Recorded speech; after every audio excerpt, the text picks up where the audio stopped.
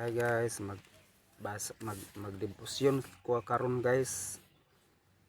Akong kuan guys, so Juan o Jan and Romance na siya. Juan o mga taga Roma. Na ako karon guys sa Juan Capitulo City. Ako nita basahon guys. Whole chapter.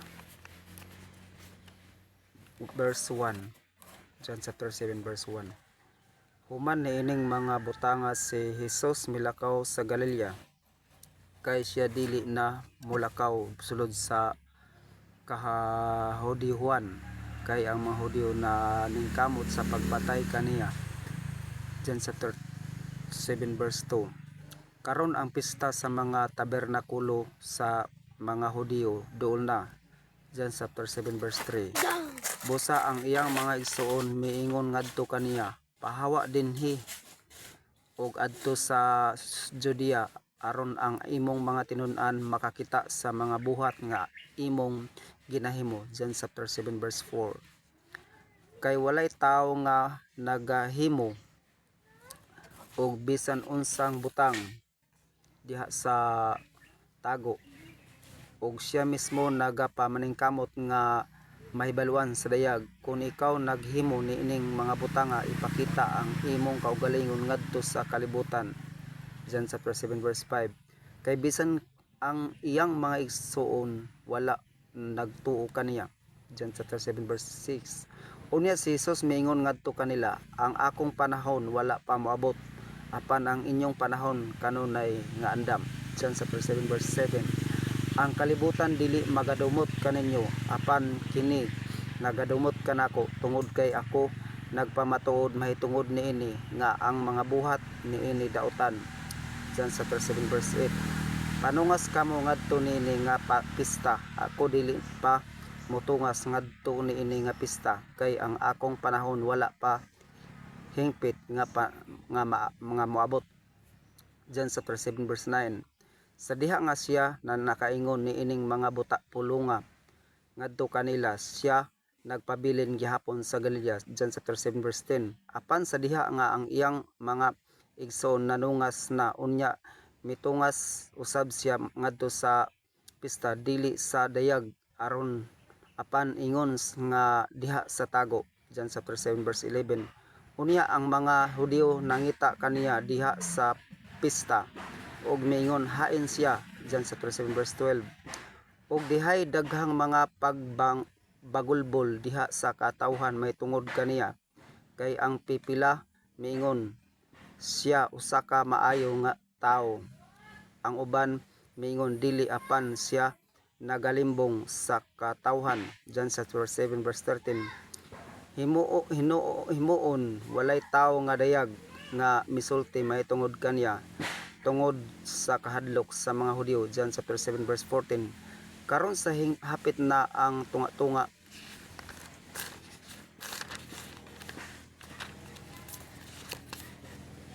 sa pista, si Jesus mitungas ngadto sa templo og mitudlo. John chapter 7 verse 15. Og ang mga Hudyo natingala nga nagaingon, giunsa ni ining tawhana pagkahibalo og mga sulat nga wala gayud nakakaton. John chapter 7 verse 16. Si Jesus mitubag kanila og miingon, ang akong pagtulunan dili ako apan kaniya nga mipadala kanako. John chapter 7 verse 17. Kung si kinsa nga tawo muhimo sa iyang kabubuton, siya mahibalo sa pagtulunan kung kini iya ba sa Dios o kung ako nagsulti ba sa akong kaugalingon. John chapter 7 verse 18. Siya nga nagasulti mahitungod sa iyang kaugalingon nagapangita sa iyang kaugalingong himaya, apan siya nga nagapangita sa himaya niya nga mipadala kaniya mao ang tinuod og walay pagkadili matarong diha kaniya. John chapter 7 verse 19. Dili ba gihatag man ni Moses kaninyo ang balaod, og bisan pa walay usa kaninyo nga nagabantay sa balaod? Nganong kamo nangita og paagi sa pagpatay kanako? John chapter 7 verse 20. Ang katawhan mitubag og miingon, ikaw adunay usa ka yawa, kinsa ba ang nagapangita og paagi sa pagpatay kanimo? John chapter 7 verse 21. Si Jesus mitubag og miingon ngadto kanila, ako nakahimo og usa ka buhat ug kamong tanan natingala. John chapter 7 verse 22. Busa si Jesus naghatag nganha kaninyo sa pagtuli, dili tungod nga kini iya ni Moses apan sa mga amahan og kamo sa adlaw nga igpapahulay nagtuli sa usa ka tawo. John chapter 7 verse 23.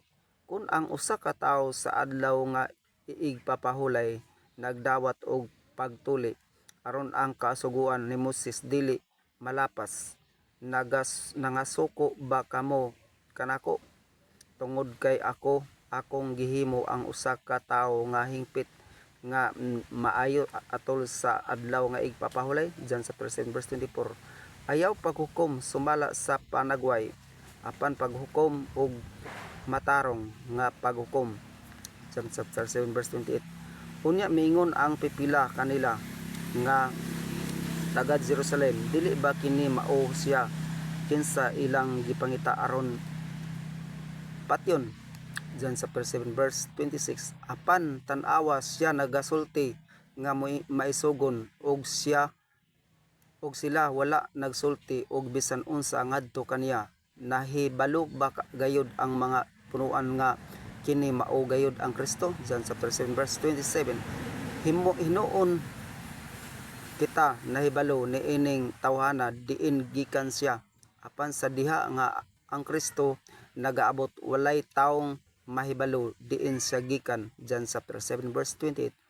Unya misinggit si Jesus diha sa templo samtang siya nagtudlo nga nagaingon, kamo nakaila kanako ug kamo nahibalo diin ako gikan, ug ako wala moanhi sa akong kaugalingon, apan siya nga mipadala kanako mao ang tinod kang kinsa kamo wala nakaila. John chapter 7 verse 29. Apan ako nakaila kaniya kay ako gikan kaniya ug siya mipadala kanako. John chapter 7 verse 30. Unya sila naningkamot sa pagdakop kaniya, apan walay tawo nga midakop kaniya tungod kay ang tiyang takna wala pa man moabot. John chapter 7 verse 31.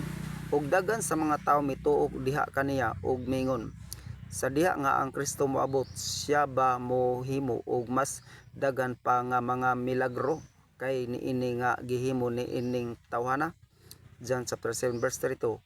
Ang mga Pariseo nakadungog nga ang katawhan nagbagulbol sa maong mga butang mahitungod kaniya, ug ang mga Pariseo ug ang pangulong mga pari mipadala og mga opisyal aron pagdakop kaniya. John chapter 7 verse 33.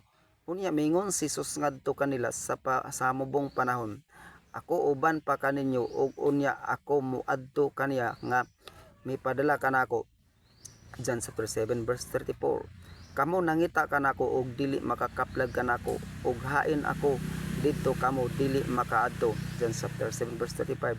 Unya miingon ang mga Hudiyo diha sa ilang mga kaugalingon, asa siya moadto nga kita dili makakaplag kaniya? Siya ba moadto ngadto sa mga nagkatibulaag taliwala sa mga hintil ug magtudlo sa mga hintil? John chapter 7 verse 36. Unya unsa nga matang sa panultihon kini nga iyang giingon, kamo mangita kanako ug dili makakaplag kanako, ug hain ako didto kamo dili makaadto. John chapter 7 verse 37. Sa katapusang adlaw ni anang dakong adlaw sa pista, si Jesus mitindog og misinggit nga nagaingon, kun adunay taong giuhaw, paim na siya kanako og painuma.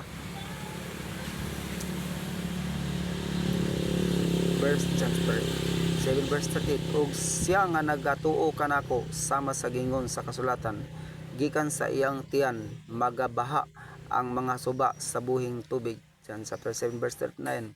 Apan kini gisulti niya mahitungod sa espiritu nga pagadawaton nila nga nagtuo kaniya, kay ang balang espiritu wala pa gikahatag tungod kay si Jesus wala pa gihimaya. John chapter 7 verse 40. Busa daghan sa mga katawhan sa diha nga sila nakadungog niini nga panultihon mingon, sa pagatinuod kini mao ang propeta dyan sa 7 verse 41. Ang uban miingon kini mao ang Kristo, apan ang pipila miingon magagikan ba ang Kristo sa Galilea dyan sa 7 verse 42. Wala ba miingon ang kasulatan nga ang Kristo magagikan sa kaliwat ni David o gikan sa lungsod sa Bethlehem din dito si David dyan sa 7 verse 43. Busa dihay pagkabahin-bahin taliwala sa katawhan tungod kaniya dyan sa 7 verse 44. Ug ang pipila kanila mudakop unta kaniya apan walay tawo nga midapat sa mga kamot ngadto kaniya dyan sa 7 verse 45. Unya nanuol ang mga opisyal ngadto sa pangulong mga pari og mga pariseo og sila mingon ngadto kanila ngano nga wala kamo makadala kaniya dyan sa 7 verse 46. Ang mga opisyal mitubag walay tawo nga makasulti sama ni ining tawhana dyan sa 7 verse 47. Unya mitubag kanila ang mga pariseo, kamo ba usab na nalimbong ngan dyan sa 7 verse 48. Aduna ba siya si bisan kinsa sa mga punuan sa mga pariseo nga mituo kaniya dyan sa 7 verse 49. Apan kini nga katawhan kinsa wala makahibalo sa balaod nga mga tinunglo dyan sa 7 verse 50. Si Nicodemo nagaingon ngadto kaniya siya nga miadto ni Hesus sa kagabion, ingon nga usa kanila dyan sa 7 verse 51. Ang ato bang balaod maghukom ni bisan kinsang tao sa wala pa kini nakapaminaw kaniya o nahibalo unsa ang iyang ginabuhat dyan sa 7 verse 52. Sila mitubag og mingon ngadto kaniya, ikaw ba usab taga Galilea? Susiha og tan-awa kay gikan sa Galilea walay mutungha mga propeta dyan sa 7 verse 53. Ug ang matag usa ka tawo mi pauli ngadto sa iyang kaugalingong balay. Okay. So mura ni guys kay dili ka upload kung taas kayo.